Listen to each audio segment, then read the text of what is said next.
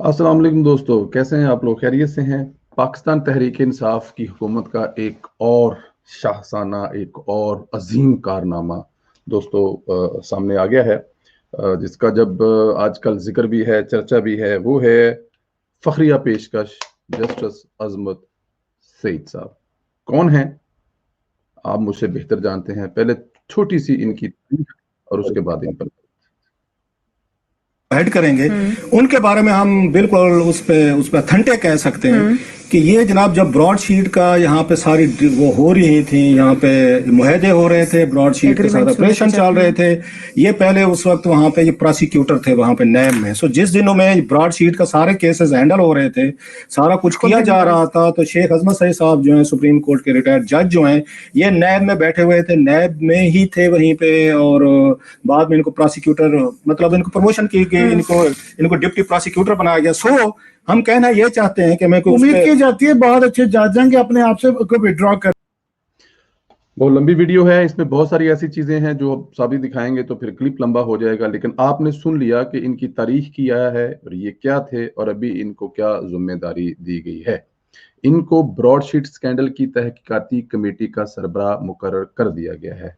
अजमत सईद का नाम जाना पहचाना है, वो मशहूर जमाना case Panama supreme court bench का हिस्सा थे और पनामा केस की असलियत मरहूम जज अरशद मलिक साहब पूरी दुनिया को बता चुके थे, बेनकाब कर चुके थे इस दुनिया से जाने से पहले।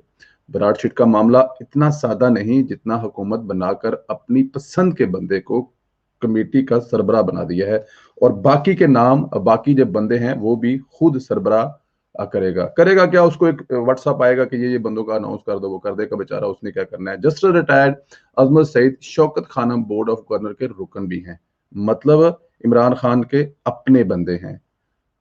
समझ गया ना? ये तो वही बात होगी जैसे नवाज शरीफ साहब किसी कमेटी का जो सरबराह है वो अपने जाती उमरा के किसी मुलाजिम को बना दें, ऐसे ही है ना।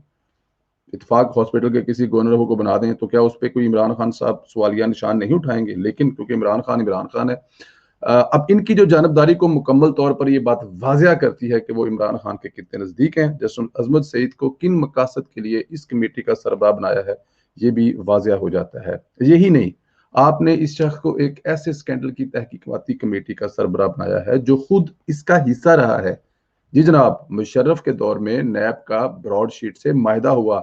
इस वक्त जस्टिस अजमत सईद साहब नैब की कानूनी टीम का हिस्सा थे।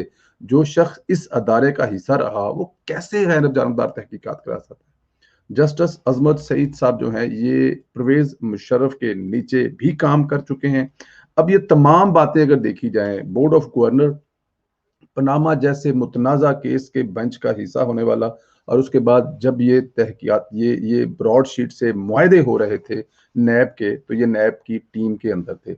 अब ये 4-5 चीजें मिला ली जाएं तो फिर वो जो जो जो ट्विटर पे लिखा आ रहा है वो मैं कहने पर मजबूर हूँ, बिल्ली दूध रखवाली। इससे ज्यादा मैं इसलिए कुछ नहीं कहूंगा कि हमारे लिए इज्जत की जगह पे हैं जस्टिस साहब, पाकिस्तान की सुप्रीम कोर्ट के जज रहे हैं, लेकिन मेरे ख्याल में अभी जो क्लिप में आपने एंड में सुना कि ये जस्टिस साहब जो हैं खुद इससे विदड्रॉ कर जाएंगे। इस मुतनाज़ा किस्म का रोल जो है वो पहले ही उनके नाम के बड़े डंके हैं, पहले ही उनके नाम के बड़े चर्चे हैं, तो इसमें वो मजीद नहीं आएंगे। मुझे नहीं लगता ना इसको अपोजिशन कबूल करेगी, ना पाकिस्तान की अवाम और हुकूमत को भी खुद किसी गैर जानबदार इंसान को इसका हेड करना चाहिए जो वाकई ही गैर जानबदार हो, ना कि ऐसे जो आपका जाती मुलाजम हो। दोस्तों इंशाल्लाह आपसे एक दूसरी वीडियो मुलाकात होगी।